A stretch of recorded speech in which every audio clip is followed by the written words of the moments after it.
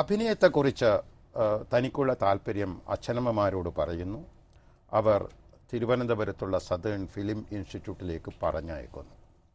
അവിടെ ആദം അയ്യൂബ് പ്രൊഫസറായിരുന്നു എന്ന് തോന്നുന്നു. ആദം അയ്യൂബ് ഞങ്ങളുടെ ആക്ടിങ്ങിന്റെ ടീച്ചറായിരുന്നു. സംവിധാനം പഠിപ്പിച്ചുകൊണ്ടിരുന്ന കെ ചന്ദ്രൻ സാറായിരുന്നു. അദ്ദേഹം ശത്രുഘ്നൻ സിൻഹയുടെ ഒക്കെ ക്ലാസ്മേറ്റ്സ് ആയിരുന്നു. എത്രത്തോളം അവിടുത്തെ ആ ഒരു അഭിനയ പരിശീലനം തിയറി ആയാലും പ്രാക്ടിക്കലായും അതൊക്കെ മനോജിൽ ഒരു പുതിയ ബോധം ഉണർത്താൻ സഹായകമായിട്ടുണ്ട്? സാറേ, എനിക്ക് അതുവരെ ഉണ്ടായിരുന്ന ഇൻഹിബിഷൻസ്, മറ്റേ ഇത്തരം കാര്യങ്ങളിലുള്ള പരിചയക്കുറവ്, സ്റ്റേജ് എക്സ്പീരിയൻസ് ഒക്കെ കിട്ടുന്ന അവിടെ നിന്നാണ്. കാരണം എനിക്ക് അതുവരെ ഞാൻ ഈ 10ാം ക്ലാസ് വരെയോ പ്രീ ഡിഗ്രി വരെയോ ഒന്നും ഒരു സ്ഥലത്തും ഞാനൊരു ഏകാംഗ നാടകത്തിലോ മോണോ ആക്ടിലോ മിമിക്രിയിലോ ഫാൻസി ഡ്രസ്സിലോ ഇതുമായിട്ട് ബന്ധപ്പെട്ട ഒരു കാര്യത്തിലില്ല. പാട്ടും പാടാറില്ല സ്റ്റേജിൽ. ഈ ഭയങ്കരമായ ഇൻട്രോവേർട്ടാണ്. എൻ്റെ ചിരി ശരിയല്ല, ഞാൻ നടക്കുന്നത് ശരിയല്ല, ഞാൻ നോക്കുന്നത് ശരിയല്ല, ഇങ്ങനെയുള്ള ഒരുപാട് കോംപ്ലക്സ് ഉള്ള ഒരാളായിരുന്നു ഞാൻ, ഒരു ആവശ്യമില്ലാതെ. അപ്പം അങ്ങനെ ഒരാൾ എങ്ങനെ കയറിയിട്ട് നാടകത്തിൽ അഭിനയിക്കും, പാട്ട് പാടും, ഫാൻസി ഡ്രസ് ഒന്നിനുമില്ല. അപ്പം എനിക്ക് ഇതെല്ലാം ഒന്ന് മാറ്റിയെടുക്കാനുള്ള ഒരു പ്രതലമായിട്ടാണ് ഞാൻ ശരിക്കും പറഞ്ഞാൽ സദേൺ ഫിലിം ഇൻസ്റ്റിറ്റ്യൂട്ടിനെ മനസ്സിൽ കണ്ടുപോയത്. അതങ്ങനെ സംഭവിച്ചു. അവിടുത്തെ എൻ്റെ ഹോസ്റ്റൽ ജീവിതവും എൻ്റെ കൂട്ടുകാരുമായിട്ടുള്ള സഹവാസവും പിന്നെ തീർച്ചയായിട്ടും ആദം അയ്യൂബ് സാറിൻ്റെ അദ്ദേഹത്തിൻ്റെ ക്ലാസ്സസും കെ ചന്ദ്രൻ സാറിൻ്റെ ക്ലാസ്സസും ഒക്കെ വളരെയധികം സഹായിച്ചു. കാരണം ഇവരൊക്കെ വന്നിരിക്കുന്നത്, ചന്ദ്രൻ സാർ വന്നത് പൂന ഫിലിം ഇൻസ്റ്റിറ്റ്യൂട്ടിന്റെ സ്റ്റുഡൻ്റാണ്, അദ്ദേഹം ആയിരുന്നു. അതുപോലെ ആദം അയ്യൂബ് സാർ രജനീകാന്തിന്റെ ക്ലാസ്മേറ്റ് ആണ്. ഫിലിം ചേംബർ ഇൻസ്റ്റിറ്റ്യൂട്ടിൽ അദ്ദേഹം ഒരുമിച്ച് പഠിച്ചതാണ്. അന്നത്തെ ഗോൾഡ് മെഡലിസ്റ്റ് ആയിരുന്നു അദ്ദേഹം. അപ്പോൾ അവിടുത്തെ അതേ സിലബസ് ആണ് ഞങ്ങളെ പഠിപ്പിക്കാൻ ശ്രമിച്ചത്. ആദ്യമായിട്ടൊരു ഇൻസ്റ്റിറ്റ്യൂട്ട് ഇവിടെ ട്രിവാൻഡ്രത്ത് തുടങ്ങിയതാണ്. അങ്ങനെ അവിടുത്തെ ഒരു ജീവിതം, ഒരു എക്സ്പീരിയൻസ് കൊണ്ട് ശരിക്കും പറഞ്ഞാൽ മനസ്സിലുള്ള ഇത്തരം കാര്യങ്ങളൊക്കെ ഒന്ന് മാറ്റിയെടുക്കാൻ പറ്റി.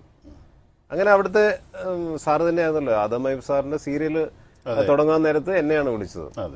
ഫസ്റ്റ് റാങ്ക് ഒക്കെ സെക്കൻഡ് റാങ്ക് കിട്ടിയ ആൾക്കാരൊക്കെ അവിടെ ഉണ്ടായിരുന്നു. ഞാൻ പഠിപ്പ് മുഴുമിപ്പിച്ചായിരുന്നു. എനിക്ക് ഇവിടെ ഒരു സർജറി ഉണ്ടായിരുന്നു. അതിനുവേണ്ടി ഞാൻ കോട്ടയത്തേക്ക് പോരുകയും ഒക്കെ ചെയ്തു. അപ്പൊ സാറ് ഇങ്ങനെ സീരിയൽ തുടങ്ങുന്ന വെച്ചപ്പോൾ ഞാൻ വെറുതെ കോട്ടയത്തിൽ നിന്ന് ആഗ്രഹിച്ചു, ഫസ്റ്റ് റാങ്ക് കിട്ടിയവരൊക്കെ എടുക്കുമായിരുന്നു, നമ്മളെ വിളിക്കുകയില്ലേക്കും. പക്ഷേ അവിടെ സാർ എന്നെ വിളിച്ചു. ഒരു റാങ്കും ഇല്ല, ഡിപ്ലോമ പരീക്ഷ പോലും എഴുതാത്ത എന്നെ സാറ് നായകനായിട്ട് വിളിച്ചു. കുടുംബസമേതം അത് പറയുമ്പോൾ തീർച്ചയായും മോനിഷയുടെ ചേരുവകളിൽ മനോജിൻ്റെ സാന്നിധ്യം, അതും വളരെ മനോഹരമായ ഒരു സ്മൃതിയായി മലയാളത്തിൻ്റെ സിനിമാ ചരിത്രം സൂക്ഷിക്കുമെന്ന് തന്നെ പറയാം. പെരുന്തച്ഛനിൽ നിന്ന് ഒരുപക്ഷെ കുടുംബസമേതമായിരിക്കാം മറ്റൊരു തലം അല്ലേ? ഞങ്ങൾ പെരുന്തച്ഛൻ, ഞാൻ വളരെ ചോക്ലേറ്റ് ഇമേജിൽ നടന്നൊരു പയ്യനായിരുന്നു. അപ്പം അവിടെ പോയി പെട്ടെന്ന് ഈ ക്യാരക്ടറിന് വേണ്ടി ഞാൻ എല്ലാം മറന്ന് തല മുട്ടിയടിച്ചത്. ഞാനവിടെ ചെന്നയാളെയല്ല അവിടെ ചെന്നപ്പോൾ. അപ്പം മോനിഷയൊക്കെ എന്നെ അവിടെ, ഞാൻ ഈ മുടിയോട് ചെന്നപ്പോൾ എന്നെ കണ്ടിരുന്നു. ജസ്റ്റ് ഹായ് പറഞ്ഞോളൂ. എനിക്ക് അങ്ങനെ അടുപ്പം വരാനുള്ളൊരു ഇമേജ് ഒന്നും ആയിട്ടില്ല, അങ്ങനെ അടുക്കാൻ പോയിട്ടില്ല. അപ്പോൾ ഈ മുട്ടയടിച്ച് വന്നപ്പോൾ അവർക്ക് മനസ്സിലായി ഇദ്ദേഹത്തെ സെലക്ട് ചെയ്തു. അപ്പോൾ എന്നോട് മോനിഷയും അമ്മയും സംസാരിച്ചു, മനോജിനെ സെലക്ട് ചെയ്തില്ലേ, എവിടെയാണ് വീട് എന്താണെന്ന് ചോദിച്ചു, കാര്യങ്ങളൊക്കെ അറിഞ്ഞു. അങ്ങനെ ഭയങ്കര അടുപ്പായി. അന്നുമുള്ള ഫ്രണ്ട്ഷിപ്പ് മരണം വരെ ഉണ്ടായിരുന്നു. എനിക്ക് എൻ്റെ ഏറ്റവും നല്ല ഫ്രണ്ടായിരുന്നു മോനിഷ. നല്ല ഫ്രണ്ടായിരുന്നു. ഇത്രയും കൾച്ചേർഡ് ആയിട്ടുള്ള ഒരു ആക്ട്രസിനെ നമ്മൾ കണ്ടിട്ടില്ല. ഫാമിലിയായിട്ടും വളരെ അടുപ്പമുണ്ട്. ചേച്ചിയൊക്കെ ആയിട്ട്, ചേട്ടനൊക്കെ ആയിട്ട് വളരെ അടുപ്പമാണ്. അങ്ങനെ വെങ്കലത്തിൻ്റെ ഷൂട്ടിംഗ് സമയത്താണ് മോനിഷ ഇങ്ങനെ ആക്സിഡൻറ്റിൽ പെട്ടു എന്ന് അറിയുന്നതും. എനിക്ക് ഏറ്റവും വലിയ വേദന ഇന്നും ഉള്ളത്, അന്ന് വെങ്കലത്തിൻ്റെ ഷൂട്ടിംഗ് അന്നുകൊണ്ട് തീരുകയാണ്. അപ്പം ഞാൻ ഈ ബോഡി ഒന്ന് കാണാൻ ഭരതേട്ടൻ്റെ അടുത്ത് ചോദിച്ചു, ഇങ്ങനെ എറണാകുളം വരെ പോയിട്ട് വന്നോട്ട്, നീ പോയാൽ ഇന്നിവിടെ ഷൂട്ടിംഗ് നിൽക്കും, അതുകൊണ്ട് ഏത് വേണമെന്ന് നീ ആലോചിക്കാൻ പറഞ്ഞു. അങ്ങനെ വളരെ വേദനയോടെ അതിൻ്റെ അകത്ത് ചെയ്ത ഒരു സീനാണ് ആ വെങ്കലത്തിൽ. സോണിയ ഇങ്ങനെ പാടത്തോട് വരുമ്പോഴത്തേക്ക് ഞാനിങ്ങനെ തടഞ്ഞു നിർത്തിയിട്ട്, അങ്ങനെ ഇപ്പം വിടുന്നില്ല എന്നൊക്കെ പറഞ്ഞിട്ട് തടഞ്ഞു നിർത്തിയിട്ട് ചെറിയൊരു സീൻ. ഇതൊക്കെ ചെയ്യുമ്പോൾ മനസ്സ് മുഴുവൻ വേദനയായിരുന്നു. പക്ഷേ ഒരു ആക്ടർക്ക് ഇതൊന്നും വെളിയിൽ കാണിക്കാൻ പറ്റില്ല, നമ്മുടെ ജോലി ചെയ്തല്ലേ പറ്റും. പക്ഷെ ഭയങ്കര വേദനയായിരുന്നു. ബോഡി എറണാകുളത്ത് കിടക്കുന്നു, എനിക്കൊന്നും പോയി കാണാനുള്ളൊരു പറ്റിയില്ല. അത് എന്നും തീരാത്തൊരു വേദനയാണ്. അങ്ങനെ സാറെന്താ നമ്മൾ പറഞ്ഞു, കുടുംബസമേതം അവസാനം അതിലായിരുന്നു. അങ്ങനെ പെരുന്തച്ഛൻ കഴിഞ്ഞ് സാമഗാനം എന്നൊരു സീരിയൽ ചെയ്തു. അതിൽ ഞാൻ വിഗ് വെച്ച് ചെയ്തു, കാരണം തല മുഴുവൻ മുട്ടയടിച്ചിരിക്കുക. അപ്പോൾ അവർക്ക് മോനിഷയും ഞാനും തമ്മിലുള്ളൊരു ഹീറോയിൻ സെറ്റപ്പിലൊരു സീരിയൽ, അതും മദനോത്സവത്തിന്റെ സംവിധായകൻ ശങ്കർ നായർ സാറാണ് സംവിധാനം നിർവഹിച്ചത്.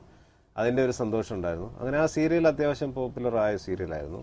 പിന്നെയാണ് സിനിമയിൽ കുറച്ചുകൂടെ സജീവമായപ്പോൾ, അല്ലെങ്കിൽ സർഗത്തിന് ശേഷം കുടുംബസമേതം, ജയരാജിൻ്റെ ക്ഷണം, നായകനായിട്ട് സിനിമയിൽ ആദ്യമായിട്ട് റിലീസായ പടം കുടുംബസമേതമാണ്. അതിൽ മോനിഷയായിരുന്നു. ഞാൻ അറിഞ്ഞോ അറിയാതെയോ മരിക്കുന്നതിന് മുമ്പ് വരെ മോനിഷയായിട്ട് നല്ലൊരു ബന്ധമുണ്ടായിരുന്നു. എപ്പോഴും ഞാൻ അതിൽ ചേർത്തല വഴി പോകുമ്പോൾ ആ സ്ഥലത്തെത്തുമ്പോൾ അറിയാതെ ഒന്ന് സ്മരിക്കും. ഇപ്പോഴും മറക്കാറില്ല. ദുഃഖത്തിൻ്റെതായ ഒരു തലത്തിൽ നിന്ന് പെട്ടെന്ന് നമുക്ക് ഇത്തിരി രസകരമായ ഒരു തലത്തിലേക്ക് സ്വയം നമുക്ക് മാറാമെന്ന് തോന്നുന്നു. ഒട്ടുമിക്ക സിനിമകളിലും ഗ്ലാമർ എന്നുള്ള പട്ടികയിൽ സാധാരണ ചേർക്കുന്ന അങ്ങനെയുള്ള ഒരുതരം പൈങ്കിളി വേഷങ്ങളൊന്നുമല്ല അണിയുന്നത്. അതേസമയം പൈങ്കിളി എന്നല്ല പറയുന്നത്, ജീവിതത്തിൽ ഏറ്റവും പുതിയ ഫാഷൻ ബ്ലാക്ക് ആൻഡ് വൈറ്റിൻ്റെ ഈ ചേരുവ തന്നെ നോക്കൂ. അതുപോലെ തന്നെ വെള്ളയും നീലയും സമം ചേരുന്ന രീതിയിലുള്ള ഒരു കാര്യമുണ്ട്. പിന്നെ വെളുത്ത ഷൂ, വെള്ള പാൻറ് ഇത്യാദി കാര്യങ്ങൾ. വെളുത്ത ഷൂ മെയിൻറ്റെയിൻ ചെയ്യാനൊക്കെ സൂക്ഷിക്കാനൊക്കെ വളരെ ബുദ്ധിമുട്ടാണ്. പക്ഷേ സിനിമക്ക് പുറത്ത് ഉജ്ജ്വല ഗ്ലാമർ വേഷം, സിനിമക്കകത്ത് ക്ലാസിക്കൽ, മാന്ത്രിക, സാധാരണ അത്തരം വേഷങ്ങൾ. ഇതിൻ്റെ കാര്യം എന്താണ്? കോൺട്രാസ്റ്റ് വേണ്ട സാർ. നമ്മൾ ജീവിതത്തിലും മുണ്ടും ഷർട്ടും അല്ലെങ്കിൽ അനന്തപുരത്തിലെ കറുത്ത മുണ്ടും എടുത്ത് നമുക്ക് നടക്കാൻ പറ്റും. അപ്പം അതിൻ്റെ എല്ലാം ആ ഫ്രസ്ട്രേഷൻ മാറുന്ന നമ്മൾ വെളി വരുമ്പോഴാണ്. വെളി വന്ന് നമ്മൾ ഭയങ്കര ഏറ്റവും അപ് ടു ഡേറ്റ് ആയിട്ട് ജീവിക്കാൻ താല്പര്യമുള്ള ആളാണ് ഞാൻ. നമുക്ക് ഒരു ജീവിതമല്ലേ, അപ്പം നന്നായിട്ട് നല്ല വസ്ത്രധാരണം. ഞാൻ മാത്രമല്ല, എൻ്റെ ഭാര്യയ്ക്ക്, ആശിക്കായാലും മോൾക്കായാലും ഒക്കെ ഏറ്റവും ലേറ്റസ്റ്റ് ആയിട്ടുള്ള വസ്ത്രങ്ങൾ മേടിച്ചു കൊടുക്കുന്നത് ഭയങ്കര ഇഷ്ടമാണ്. അവരത് ഇടുന്നത് കാണാൻ, ഇട്ട് കാണിക്കാനും ഒക്കെ ഭയങ്കര. കുഞ്ഞാറ്റ അഭിപ്രായം പറയുമോ അച്ഛൻ്റെ വേഷം? അച്ഛാ ഇന്നത്തെ കൊള്ളാം അച്ഛാ, നല്ല ഇത് അച്ഛാ, ഈ ഷർട്ട് അയ്യോ നല്ല രസമുണ്ട് അച്ഛാ, ഉഗ്രനായിട്ടുണ്ടെന്ന് എല്ലാ അഭിപ്രായം പറയും. വലിയ ഇഷ്ടമാണ്. കുഞ്ഞിനും ആ ഒരു ഫാഷൻ ടേസ്റ്റൊക്കെ വന്നു തുടങ്ങിയിട്ടുണ്ട്. ഭയങ്കര ഇഷ്ടമാണ്. അച്ഛൻ ജയൻ സാർ തീർച്ചയായിട്ടും പ്രേക്ഷകരോട് പ്രത്യേകിച്ച് പറയേണ്ടുന്ന കാര്യമില്ല. നമ്മുടെ സംഗീത പ്രപഞ്ചത്തിൻ്റെ അനശ്വര സാന്നിധ്യങ്ങളിലൊന്ന്, ശാസ്ത്രീയ സംഗീതത്തിൻ്റെ പ്രതിഭാതലത്തിൽ അദ്വിതീയൻ. അമ്മ തീർച്ചയായും ശിഷ്യഗണങ്ങളുടെ പ്രിയപ്പെട്ട സരോജിനി ടീച്ചർ. അമ്മയുടെ സ്വാധീനം ഇത്തരം കാര്യങ്ങളിൽ എങ്ങനെ? അമ്മ എൻ്റെ കൂടെ ഒന്നും പക്ഷേ എനിക്ക് തോന്നുന്നു അമ്മയുടെ സൈഡിൽ നിന്നാണ് ഇത്തരം ഈ ഫാഷൻ, പുതിയ നല്ല ഡ്രസ്സുകൾ വരുമ്പോൾ മേടിക്കുക, അതൊക്കെ അമ്മയുടെ സൈഡിൽ നിന്ന് എനിക്ക് കിട്ടിയത്.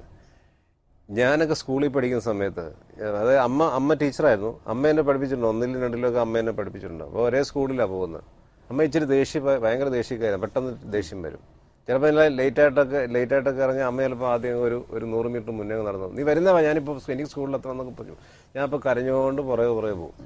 അപ്പോൾ അമ്മയെ അന്ന് കളിയായിക്കൊണ്ടിരുന്നൊരു പേരുണ്ട്. എല്ലാ ടീച്ചേഴ്സും ഞാനൊക്കെ എന്നെ പഠിപ്പിച്ച അധ്യാപകർക്ക് പേരിട്ടുണ്ട്. അപ്പോൾ അമ്മ സ്കൂളിൽ കുട്ടികൾ കളിയാക്കുന്ന പേര് ഷീമാട്ടി എന്നാണ്. ശരി. അപ്പം ഇതെന്തിനാ ഇവര് ഷീമാട്ടി എന്ന് വിളിക്കുന്നത്? അപ്പം എനിക്കൊന്ന് ഇനി വേറെ വല്ല വൃത്തികെട്ട രീതിയിൽ വിളിക്കുക എന്താണ്, എനിക്കന്ന് വിഷമമുണ്ടായിരുന്നു. പിന്നെയാണ് എനിക്ക് മനസ്സിലായത്, അമ്മ ഡെയിലി സാധാരണ ടീച്ചേഴ്സ് ഡെയിലി ഒരു 100 ദിവസം ഉണ്ട്, 100 ദിവസം 100 ഓരോ വസ്ത്രങ്ങളാണ്.